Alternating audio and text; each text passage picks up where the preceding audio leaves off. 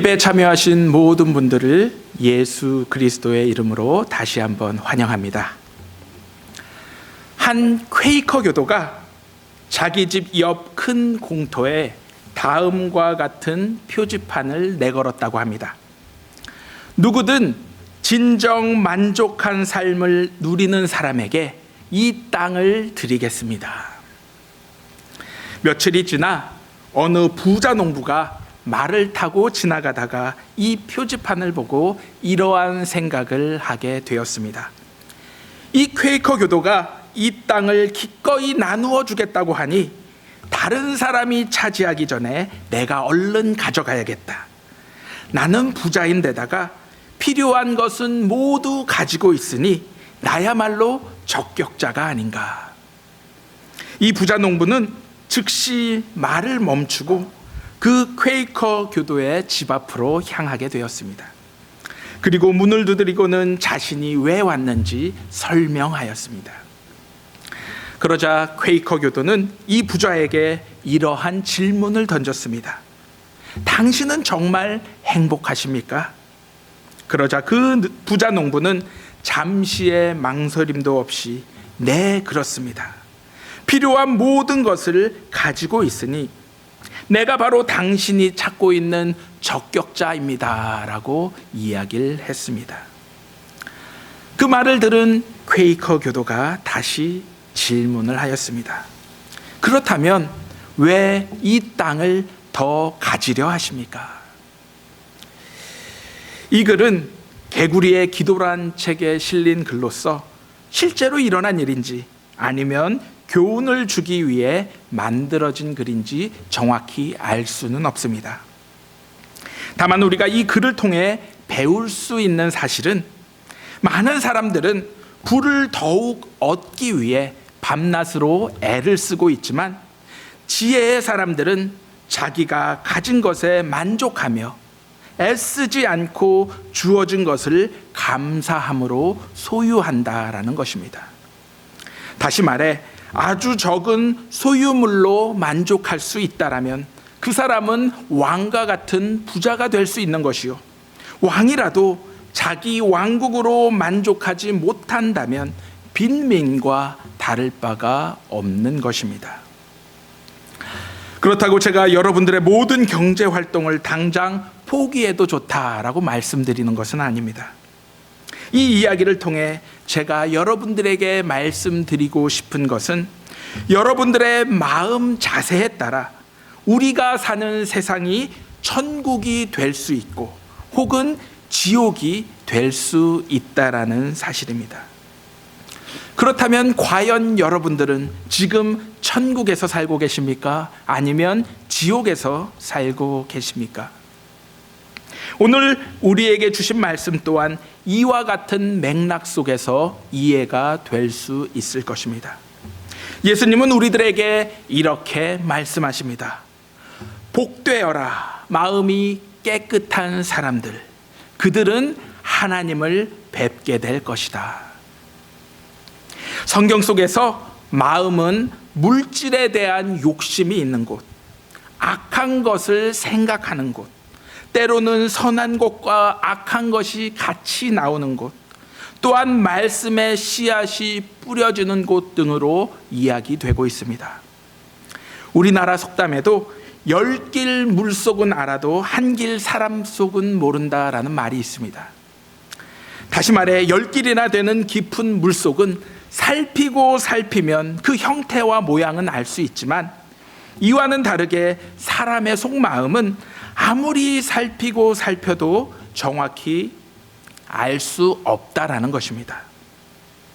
엄밀히 말해 우리는 타인의 마음속뿐만이 아닌 우리의 마음속도 때로는 알지 못할 때가 있습니다. 우리가 예상치 못한 급박한 상황에 처하게 되면 어찌할 줄을 몰라 하며 평소에 보이지 않는 우발적인 행동들을 하게 되는 것을 발견하기 때문입니다. 그리고서는 나에게 이러한 면도 있었구나 라며 놀라기도 합니다.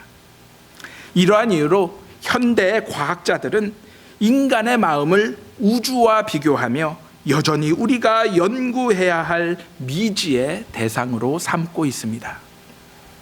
그런데 오늘 예수님께서는 우리에게 마음이 깨끗한 사람들은 복되다라고 말씀하고 계십니다. 그렇다면 이 우주와 같은 우리의 마음을 어떻게 깨끗하게 할 수 있겠습니까? 시편 24편의 말씀을 보면 마음이 깨끗한 자에 대하여 이렇게 기록하고 있습니다.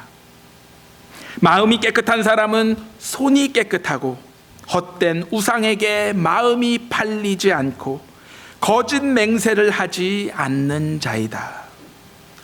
다시 말해 우리 자신을 거짓된 것에 바치지 않고 또한 거짓을 위해 맹세하지 않음으로써 하나님과 자신 그리고 하나님과 이웃들 사이에 대한 올바른 관계를 실천하는 것입니다.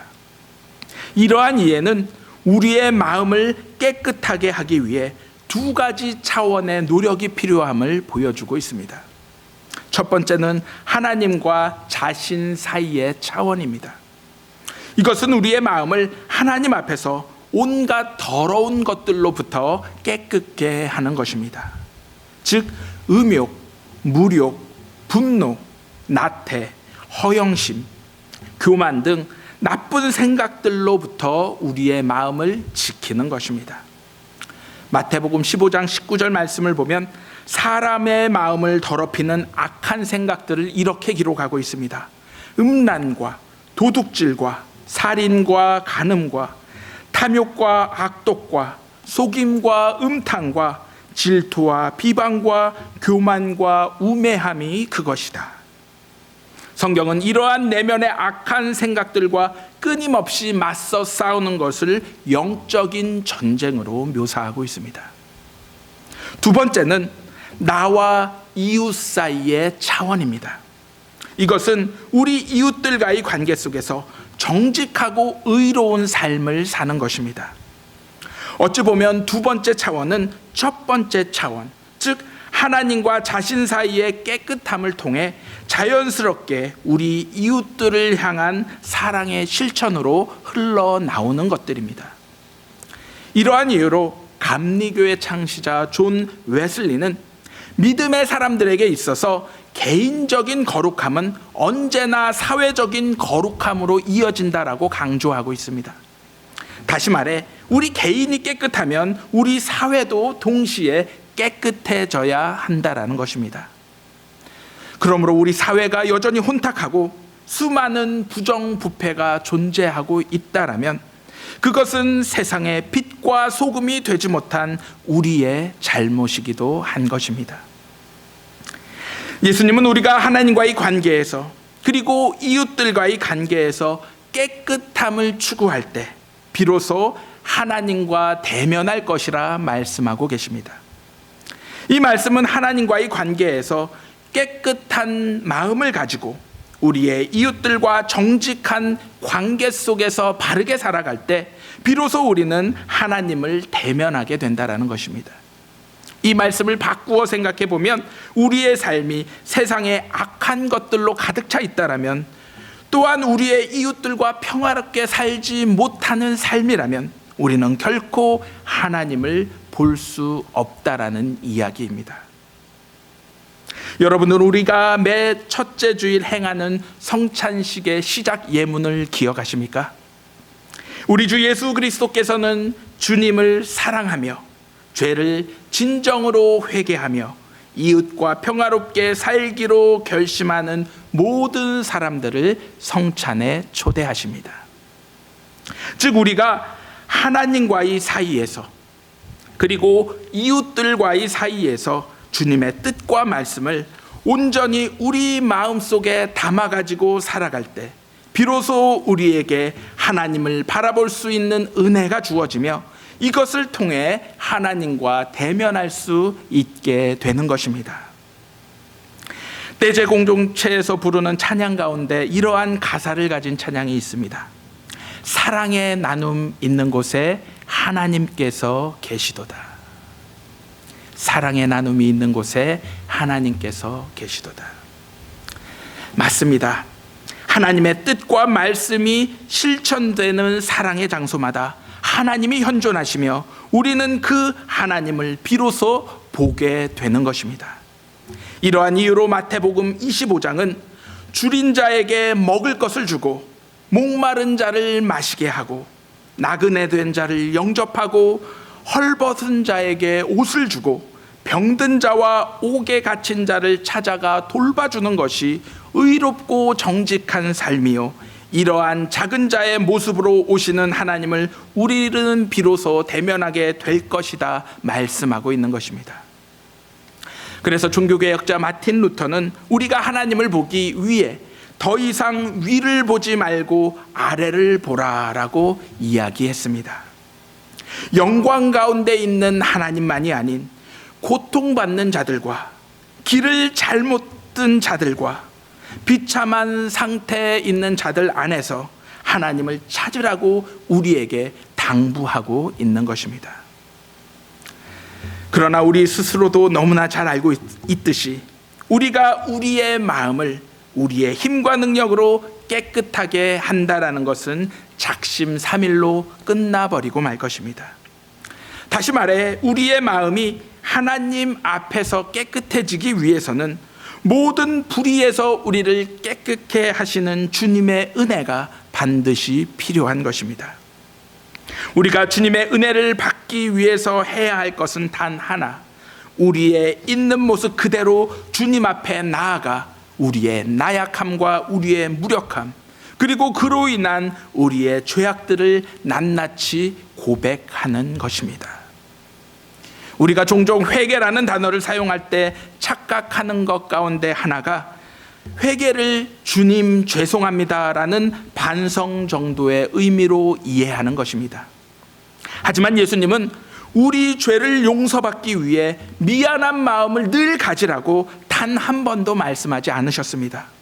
오히려 우리의 죄를 철저히 자백한 후 주님의 은혜를 통해 용서를 받고 이제는 새 사람으로 거듭나 주님의 마음을 가지고 다른 사람들의 잘못을 너그러이 용서하라라고 말씀하셨습니다. 예수님이 우리에게 알려주신 주기도문을 보면 이 사실이 더욱 분명히 드러나 있습니다. 우리가 우리에게 죄 지은 자를 사하여 준 것 같이 우리 죄를 사하여 주옵시고. 진정한 회개란 하나님 앞에서 우리의 모든 잘못을 고백하고 이제는 하나님의 마음을 가지고 우리의 이웃들을 너그러이 용서하며 그들을 사랑으로 품는 것입니다. 이러한 이유로 회개의 다른 이름은 주님 죄송합니다의 고백이 아닌 주님 사랑합니다의 고백이 되어야 하는 것입니다. 우리가 이러한 마음을 가지고 살아가게 될 때 우리는 우리의 형제 자매 속에 이미 함께하고 계신 주님의 아름다운 모습과 형상을 분명 대면하게 될 것입니다. 사랑하는 필라 제1연합감리교회 성도님들, 여러분들은 하나님을 보시길 원하십니까? 그렇다면 예수님의 십자가 앞으로 회개하는 마음, 다시 말해 예수님을 사랑하는 마음으로 나오시기 바랍니다. 그 어떤 죄도 없으신 예수님이 우리의 죄를 위해 불의한 희생을 당하신 십자가 앞에서 내가 억울하게 당하고 있다고 생각하는 모든 아픔과 고통, 그리고 모든 불의를 내려놓으시기 바랍니다. 그리고 우리를 미워하는 사람들을 위해 힘껏 기도하고 또한 지구 반대편에서 아무런 이유 없이 가난과 전쟁 그리고 자연재해로 인해 고통받는 사람들을 위해 기도하시기 바랍니다. 우리가 이들의 고통과 아픔 그리고 비극에 눈을 돌리게 되었을 때 우리는 비로소 오늘도 그들과 함께하고 계신 하나님과 마주하게 될 것입니다. 더 이상 위가 아닌 아래를 봄으로써 세상의 지극히 약한 자들과 멸시받는 자들, 그리고 우리를 향해 여전히 도움의 손길을 내밀고 있는 그들의 모습을 외면치 말고 직시하시기 바랍니다. 그리하여 지금도 그들 가운데서 여전히 일하시는 주님과 대면함으로써 우리의 손길을 통해 주님의 뜻이 하늘에서 이루어지듯 땅에서 이루어지는 놀라운 역사에 동참하는 저와 여러분들이 되시기를 예수 그리스도의 이름으로 간절히 기도합니다.